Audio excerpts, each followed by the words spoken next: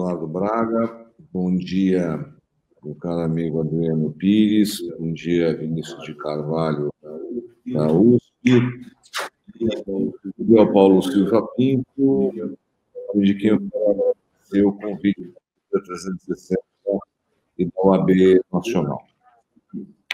Eu acho que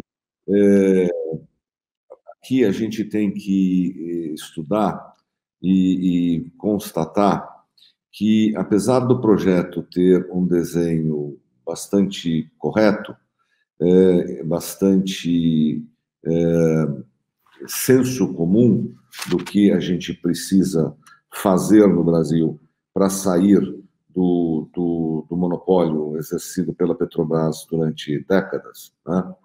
O projeto, de uma certa forma, ele tem o problema de ser da forma como ele está, e ao restringir competição e não dar sinais econômicos para o aumento da demanda, aumento do consumo de gás, ele é um projeto que pode ser inócuo. E eu queria desenvolver isso procurando alertar aos meus companheiros de debate o seguinte, quer dizer, a produção do pré-sal vai crescer 70% até 2030, e o próprio governo já reconhece que a infraestrutura estará saturada em 2025 e 2026.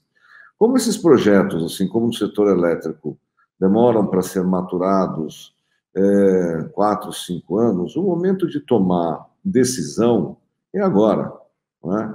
Nós podemos ter uma produção nos campos que não tenha como ser escoada se a gente não der um sinal firme ao mercado de que a gente precisa de uma infraestrutura de escoamento de gás para desenvolver essa infraestrutura. O TCC do CAD colocou uma situação importante, no sentido, ainda que insuficiente. Por quê? Porque, no final da história, o gás ele muda um pouco de mãos na comercialização, 25% dele muda de mãos, ele sai da mão da Petrobras.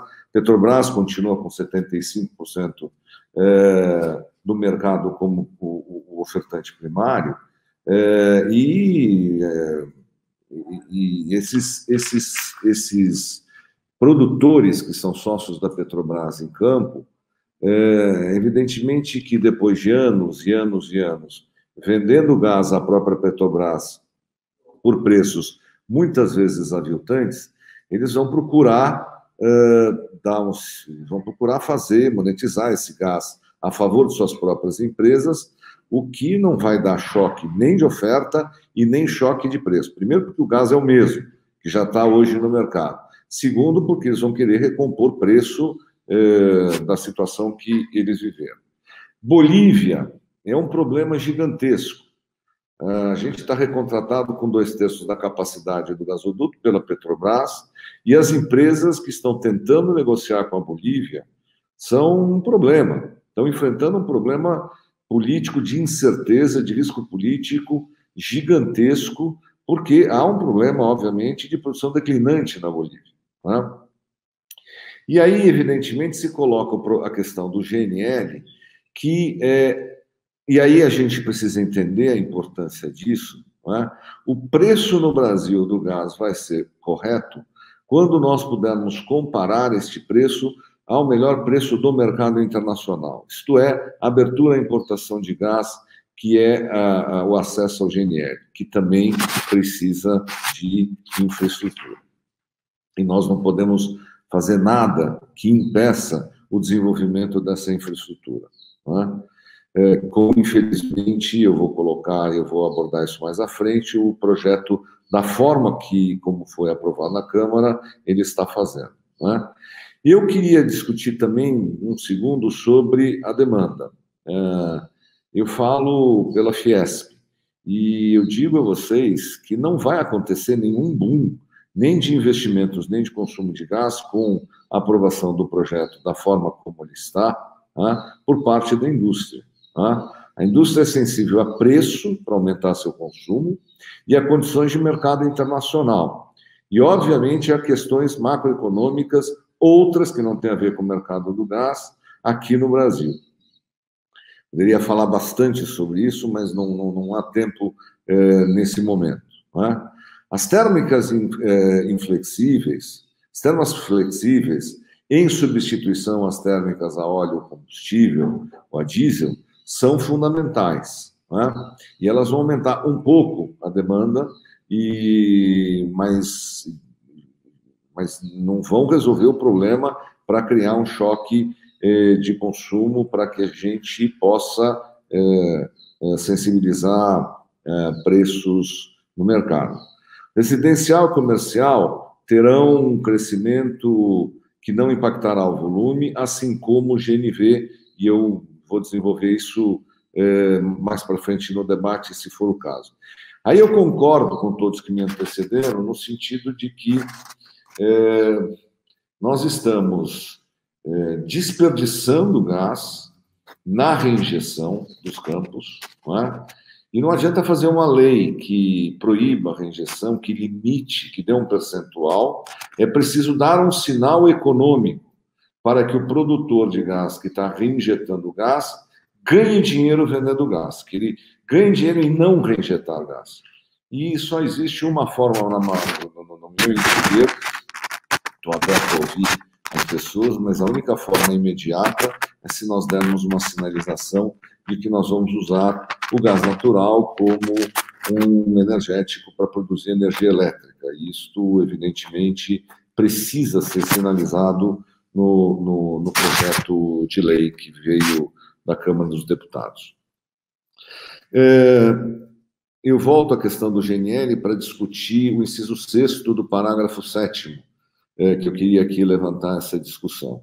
E aqui pode parecer que é uma discussão aleatória, porque nós estamos discutindo como se caracterizar um gasoduto de transporte. E isso tem a ver com, infelizmente, com um jabuti aí colocado, porque evidentemente que o gasoduto não pode ser nenhum deles, nem de transporte nem de distribuição, pode ser classificado, e nenhuma agência reguladora pode ter esse poder, por características físicas, de pressão, de diâmetro e de capacidade, volume. O gasoduto tem que servir ao seu propósito, à sua função dentro do sistema. Não é? E os gasodutos que servem e que são fundamentais para que distribuidoras, autoimportadores, grandes consumidores ou comercializadoras, não é? Que se eles servirem para escoamento de GNL, eles estão servindo à comercialização do gás, e fundamentalmente, no caso das distribuidoras, se eles estão dentro das suas zonas de concessão, seu território de concessão, eles evidentemente têm que ser classificados como gasodutos de distribuição e não como gasodutos de transporte, porque essa é a realidade, e a gente não poderia inibir, não é, esses investimentos que são necessários para o acesso ao GNL.